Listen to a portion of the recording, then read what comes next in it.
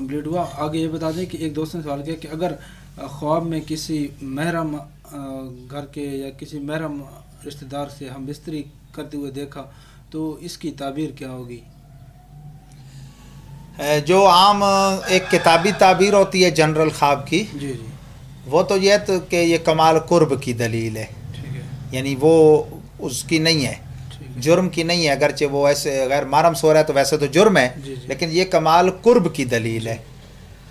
लेकिन ख़ास हालात में ख़ास बंदे ने जिसने देखा, पीछे पस मंज़र क्या था, उस जिसके साथ ये मामला हुआ वैसे क्या मामलात थे बामी खारजी ज़िंदगी में, तो फिर उसके मुताबिक ताबीर होती है।